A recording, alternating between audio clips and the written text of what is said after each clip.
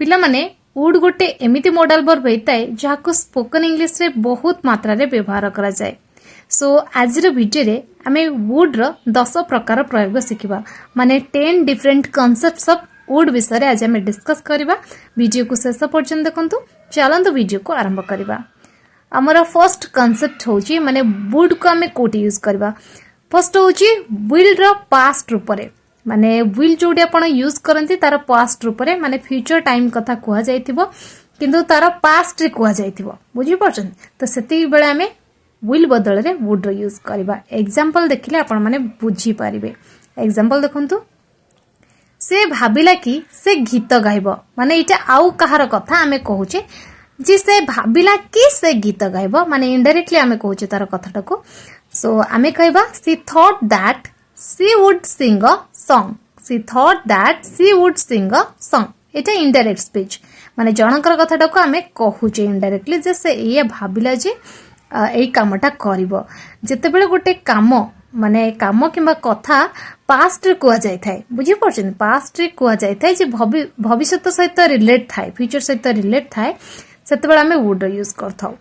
Next आ गोटे example देखंतु से मते कहिला कि से दुबई जिवो माने से पास्ट रे कहितला फ्यूचर रे दुबई जिवो बुझिले तो। सो आमे सेंटेंस को कहबा he told me that he would go to Dubai. He told me that he would go to Dubai. Next a good example देखंतु सार कहिले कि रामू सत कहिबो। सार कहिले कि रामू सत कहिबो। सार told me that Ramu would speak the truth. सार told me that Ramu would speak the truth. माने सार कहिले माने पास्ट रे कहिथिले जे रामू सत कहबो आगो को सत कहबो बुझी परछन। सो विल बदले हम एटी वुड यूज कले। नेक्स्ट देखिबा वुड रो नेक्स्ट यूज कोन थाए। वुड को हमें पोलाइट रिक्वेस्ट को देखा पई इंटरोगेटिव सेंटेंस रे मध्ये यूज करथाउ। अच्छा पोलाइट रिक्वेस्ट कोन माने विनम्र प्रार्थना जेतेबेले करूचंदी विनम्र निवेदन जेतेबेले करूचंदी सेतेबेले आपण वुड को इंटरोगेटिव सेंटेंस रे यूज करि परिबे। एग्जांपल देखिबा आपण मते इंग्लिश सिखाई देबे आपण काकू पोलाइटली पचारुचंती। सो आपण कहबे would you teach me English. Would you teach me English. Next example तुमे मोर एई फॉर्म टी पूरण करि देबो। तुमे मोर एई फॉर्म टी पूरण करि देबो। सो हमें इंग्लिश रे कहबा would you fill up this form. Would you fill up this form. Next example जदि आपण किछि न भाबंती दया करी कबाट बंद कर देबे। जदि आपण किछि न भाबंती दया करी कबाट बंद कर देबे। सो हम इंग्लिश रे कहबा if you don't mind would you please shut the door. If you don't mind would you please shut the door बुझी पाले पिला माने। सो एबे हमें जिबा वुड रो थर्ड कांसेप्ट माने वुड को हमें आउ कोठी यूज कर परबा। देखंतु पिला माने पास्ट बा अतीत समय जदि आपण हैबिचुअली किछि काम करूथले माने अभ्यास वशत आपण सेटा करूथिले तो सेही काम को दर्शाय पय आपण मध्ये वुड रो यूज करि परिबे। माने जोठी आपण यूज टू रो यूज करंती बुझी परछन। यूज टू हमें केते बेले यूज करथौ जेते बेले हमें पास्ट रे हैबिचुअली हमें को काम करिथौ अभ्यास वशत करथौ सेही सेंस आपण वुड रो मध्ये यूज करि परिबे। एग्जांपल देखिबा मु प्रतिदिन साइकिल चलाउथिली। मु प्रतिदिन साइकिल चलाउथिली माने आगोरु बुझी परछन पास्ट रो कथा मु कहूची मु पास्ट रे प्रतिदिन साइकिल चलाउथिली। सो मु सेंटेंस कहबे I would ride cycle daily. I would ride cycle daily. Next example से सबुदिन पार्क आसुथिला माने आगरु से सबुदिन पार्क आसुथिला बुझी परछन माने मु पास्ट रो कथा कहूची सेत पय त ललाली आछि मोर ओडिया वाक्य रे बुझु चंदी ना। सो हम इंग्लिश रे सेंटेंस कहबा she would come to park daily. She would come to park daily. Next example Raju पोखरी रे सबुदिन पहरुथिला। राजू पोखरी रे सबुदिन पहरुथिला माने आगरु हैबिचुअली पहरुथिला बुझी परछन अभ्यास बसतार थिला पास्ट रे सेटा से कंटिन्यू करि के आसुथिला। तो आमे सेंटेंस कहबा Raju would swim in the pond daily. Raju would swim in the pond daily. Next देखिबा वुड रो फोर्थ कांसेप्ट। वुड रो फोर्थ कांसेप्ट होची डिटरमिनेशन किंबा इंटेंशन को देखा पय आपण वुड रो मध्ये यूज करि परिबे। एग्जांपल देखिबा मु दुर्नीति को विलुप्त करे देबी। एटा आपनकर इंटेंशन अछि आपनकर इरादा अछि। सो आपण कहबे I would abolish the corruption. I would abolish the corruption.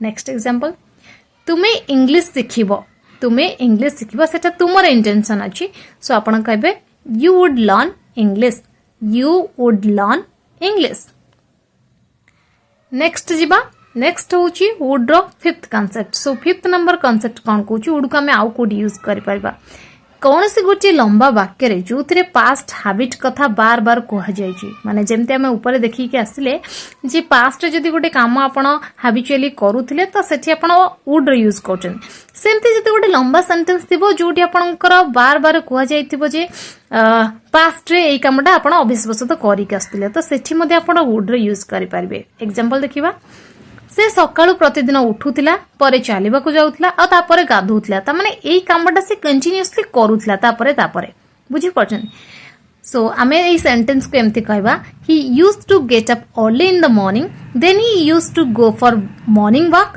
After that he used to take a bath बुझुचंती सो आमे चाहिले एई सेंटेंस को एमति मध्ये कहि परबा प्रथम सेंटेंस टाकू से प्रतिदिन सकाळु उठुथिला सो आमे कहबा he used to get up early in the morning प्रथम सेंटेंस आमे यूज्ड टू रे यूज कर देले ता परे जो दुईटा पार्ट सेंटेंस अछि तो ताकू आमे वुड रो यूज करके कहबा बुझि परछन सो आमे एमति कहबा he used to get up early in the morning then he would go for morning walk after that he would take a bath he used to get up early in the morning then he would go for morning walk after that he would take a bath बुझी पाले पिला माने सो एबे जीवा हमर sixth concept पाखकू would रो sixth concept कहूची प्रेफरेंस दबा पाई मध्ये हमें वुड रो यूज करिथाउ एग्जांपल देखिबा आमे नईबा अपेक्षा मरिबा पसंद करिवु माने आपण माने देखिथिबे जे आमे नई जुबु पछे ओहरिबु नाही है ना बेले बेले हमें कहि थाउ एटा हमर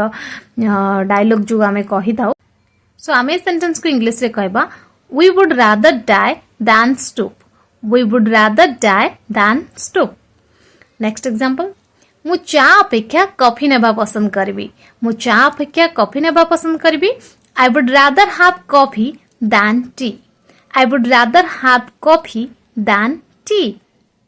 Next example. आपण चा नेबे कि कॉफी माने आपण कार पसंद विषय पचारछिंदी प्रिफर विषय को कोनटा सेटा प्रिफर करिवे बुझी परछन सो आपण इंग्लिश रे सेंटेंस कहबे would you like to take coffee or tea would you like to take coffee or tea बुझी परले सो एबे जीवा हमरा 7th नंबर कांसेप्ट रखकू वुड रो 7th नंबर कांसेप्ट कहूची वुड को हमें विश और डिजायर को कहबा पई मध्ये यूज करि परबा माने आपनकर कामना हो आपनकर इच्छा माने जहाँ भी आपनकर ड्रीम रही तो ताकू जदि आपण कहवा पई चाहुचंदी सेठी मध्ये आपण वुड को यूज करी कहि परबे एग्जांपल देखिबा काश मु राजा हेथांती सो आपण कहि परबे would that I were king would that I were king next example जदि मु धनी हेबी माने मु धनी नुहे माने मु इटा मोर विश माने कामना अछि जदि मु धनी हेबी सो हम एमते सेंटेंस कहि परिबा would that I were rich would that I were rich so next देखिबा वुड रो 8th कांसेप्ट कोन कहूची वुड रो 8th नंबर कांसेप्ट कहूची वुड को हमें इमेजिनेशन और अनरियल कंडीशन रे यूज करि परबा इमेजिनेशन माने जोटा हमें कल्पना करूची अनरियल माने जोटा हमर रियल नुहे वास्तविकता नुहे हमें कल्पना राइज रे उडुची बुझी परछन तो सही बेले सेंटेंस मध्ये हमर डे टू डे लाइफ रे हमें केबे ना केबे यूज करथाउ तो सही बेले सेंटेंस को कहया पई इंग्लिश रे हमें वुड रे यूज करबा सो एग्जांपल देखिबा जदि मु पक्षी हेबी तबे तुम पख को उडी जिबी जदि मु पक्षी हेबी किबा हमें एमती कहथा जदि मु पक्षी होइथांती ना ताले तुम पख को उडी जाइथांती